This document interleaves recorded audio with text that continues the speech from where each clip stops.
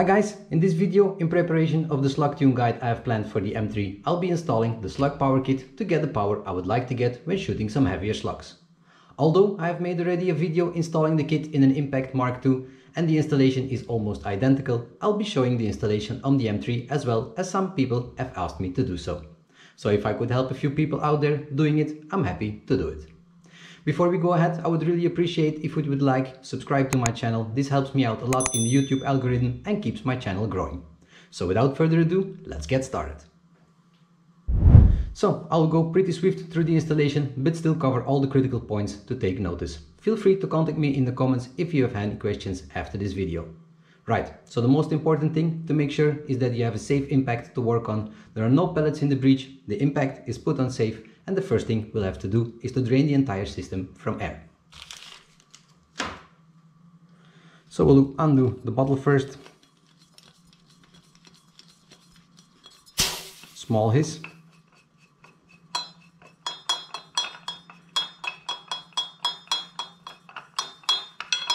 Taking it out completely and put it to a safe place. Now you can dry fire it to take all the air out of the system, but I like to do it with the regulator. Just crack it a tiny bit open, if I can get my Allen key on it, and gently let all the air breathe out. Once all the air is out, let's confirm on all the other gauges that they read 0 to make sure the entire system is out of air and it's completely safe to work on. Next, I'll remove the barrel.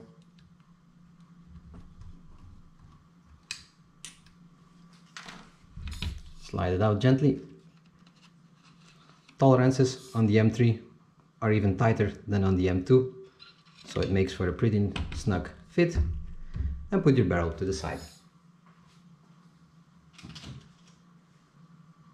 At this point, maybe it's a little bit easier if I do it on a bipod. I have to make sure it's open.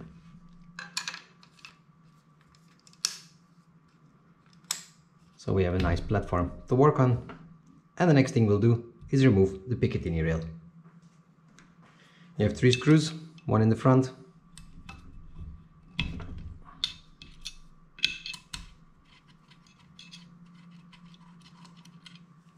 like so, and 2 in the back.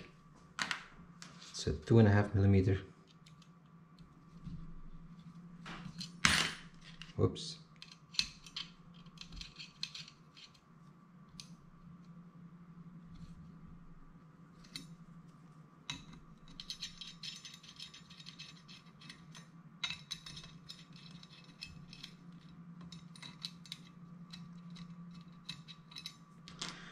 Once all the screws are loose, leave them in place so you know exactly which one goes back where.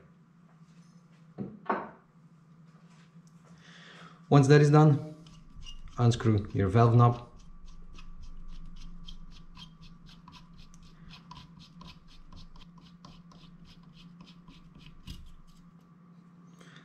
One quick to notice, if you have some grub screws in place locking your valve adjustment knob in place, make sure you loosen them first.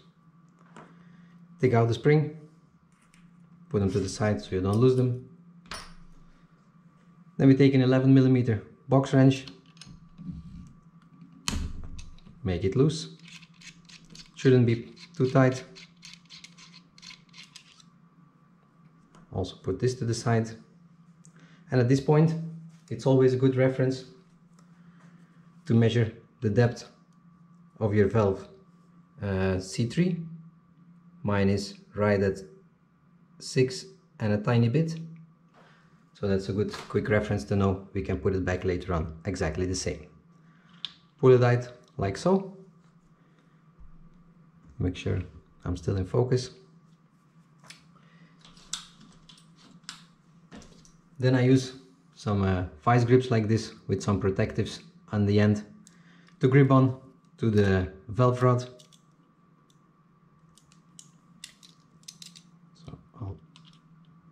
Put it on just like this. Then there are some tiny holes in the C3. I like to put a small Allen key in it. and gently undo it.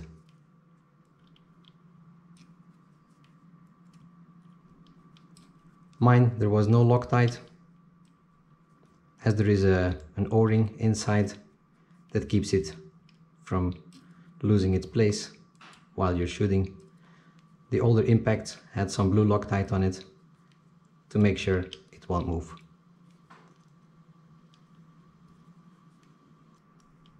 And I should be there, doing it by hand. Loosen up your vice grips again. Once that is done, I push the valve rod back. The hammer and everything won't slide out yet because your cocking block is holding it in place. For some people this would maybe look a little bit like a strange order doing things, but since I've done it a few times, I like to do it before I loosen the top plate so the whole system stays rigid. Then I go ahead and remove my cheek rest. It's a Saber Tactical one. Very easy to do like this. If you still have the original one, it's just the 4 screws on top and it comes out just like that. Then it's effect of loosening all the screws you see on the top plate. Loosening them one by one.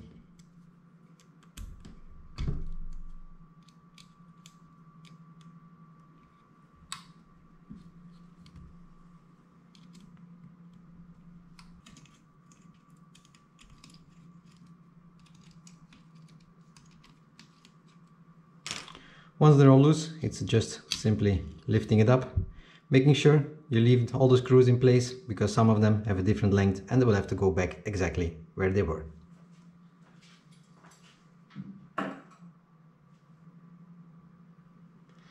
Then we'll go ahead, remove the pin from the cocking lever so we can lift out the whole assembly. Simply undo the tiny grub screw you have here on top. Make sure you don't lose that little guy. So stick your Allen key in the bottom. It can be pretty tight sometimes, lifting up this pin so your cocking arm comes backwards. And then you can go ahead, lift out the linkage like this. Make sure you don't twist it, put it to the side exactly like you take it out.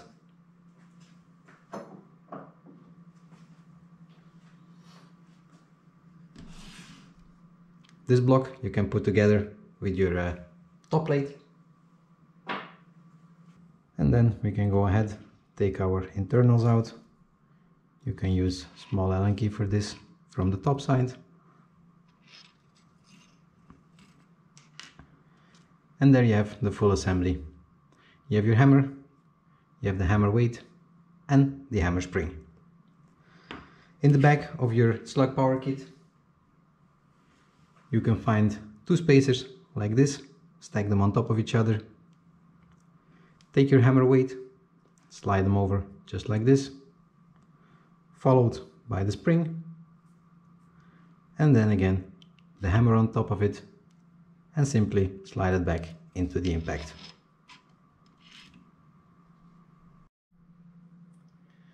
Once that is done, it's time to put our C3 back. Again, the vice clamps. The first beginning I start by hand, making sure the threads start nicely. Twist it on with my hand as far as I can get it. We'll make a first measurement, push it back as far as you can, making sure the valve seats nicely at the back. You can see it on the silver part where your magazine goes. Take a ruler, and at the moment we are about at 8.5 millimeters and our goal is 6 to 6.5. So we have a little bit more to go.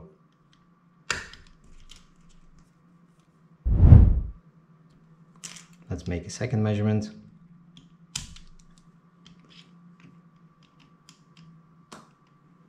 Like this, where's my ruler? And at this point we are at 7 mil. So 1/2 of 1 extra mil extra.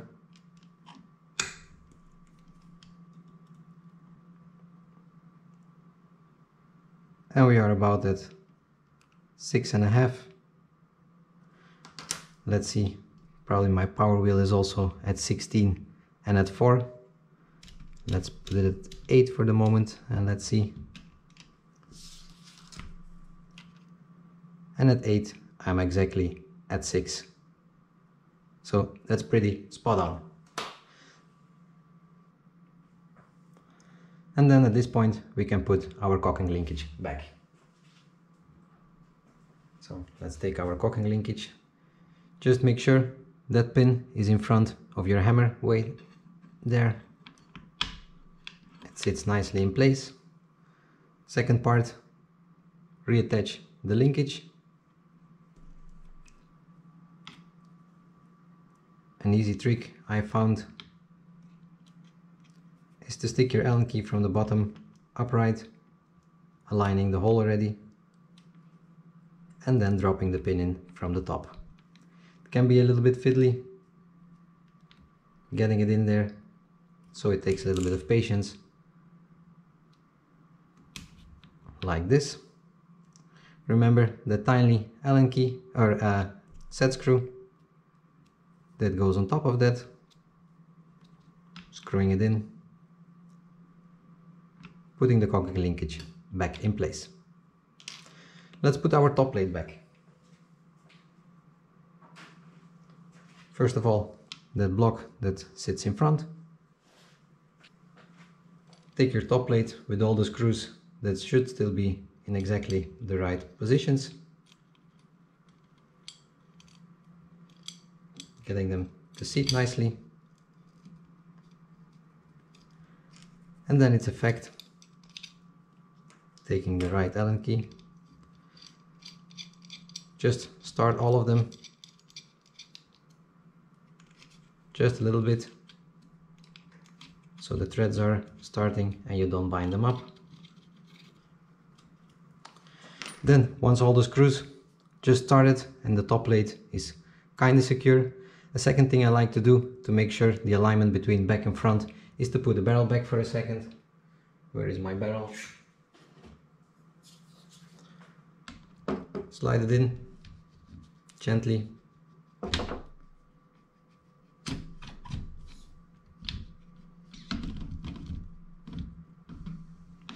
Make sure it seats nicely at the back as well, so it makes everything nice and rigid, and then we can go ahead and tighten up our screws. I do them in crisscross fashion like you would do with a car tire.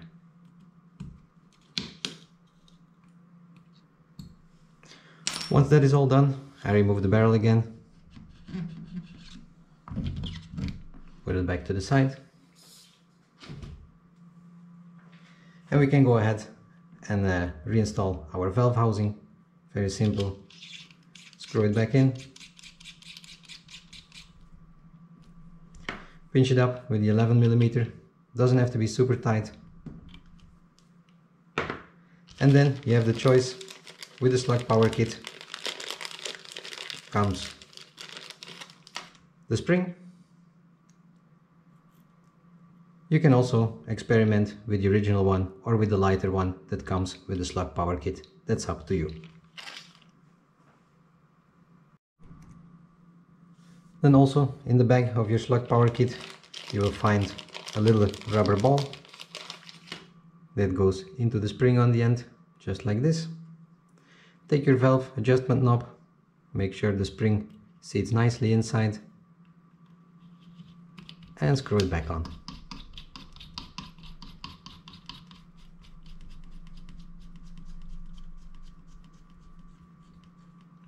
Like so. For now I'll put it on line number 3. We'll see where I have to put it later when we tune it. Let's reinstall the cheek rest.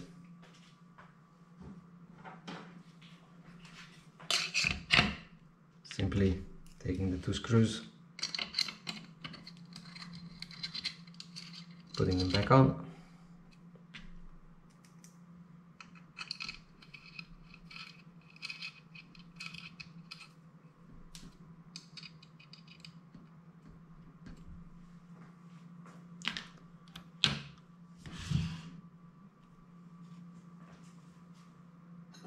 And at this point we can also put back our scope rail,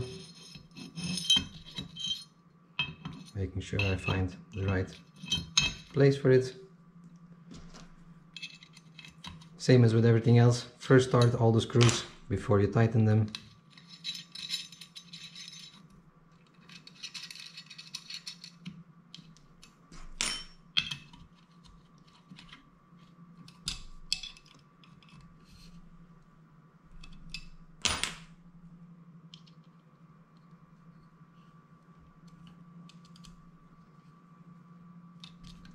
Like so, make a little bit of room.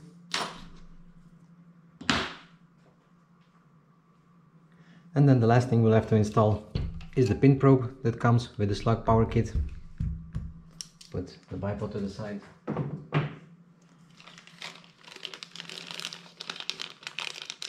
The pin probe in your bag. Some of you already may know, but the pin probe can be used for 22 caliber as I will be using it, but also comes with a sleeve for a 25 caliber that slides over it, just like this. So I'm going to use 22 caliber, take it like this, put this in the bag. What I like to do then is to confirm the perfect seating depth for my pin probe. Let me grab the correct barrel I'll be using, because this is a 25.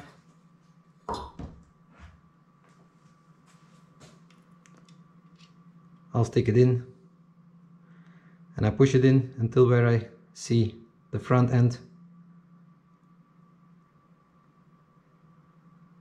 peeking through the slug power hole, making sure that I don't block the opening if my pellet probe goes in too deep. Then I take a red marker to indicate what's the perfect seating depth, so I know when we install it and we install the barrel, then I know which one, or at least if it's seating perfectly.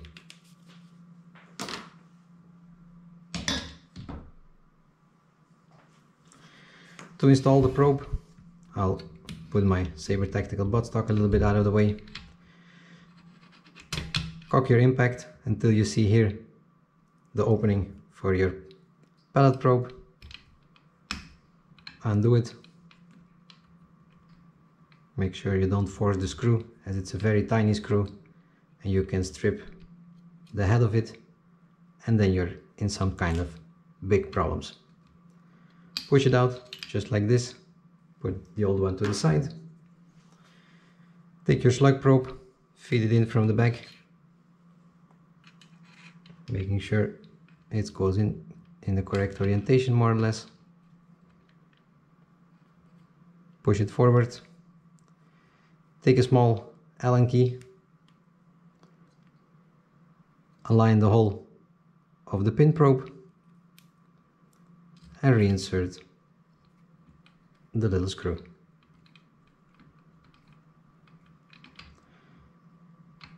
With some impact, that screw comes loose after a few shots, so you may have to make sure it doesn't come loose, or you have to apply a little bit of blue Loctite to make sure it doesn't move over time.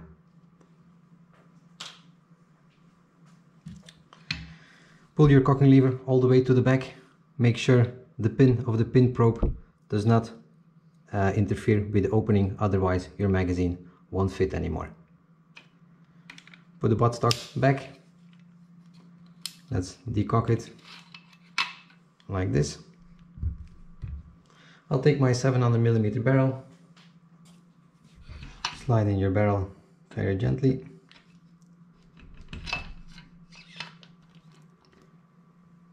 I'll put the slug opening down.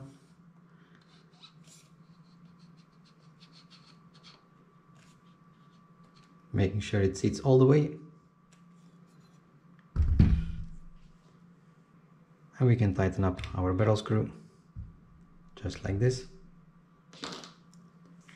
And I can see that my line is about 1mm out, so I know for sure that my pin probe is not going too deep, interfering with the opening of the slug probe.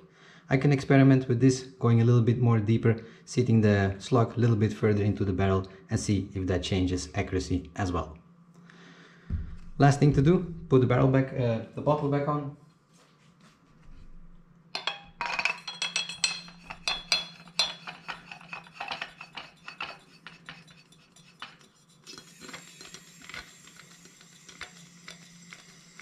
Charging the whole system. Wait just a little bit. Once the hissing is stopped, you know that there are no leaks and everything. Let's make it sit overnight, make sure there are no leaks, but I think we are good to go. Well, that's it guys, that's how to install the Slug Power Kit in the Impact M3. Not that difficult at all if you just follow the correct steps. Hope this could be helpful to some of you.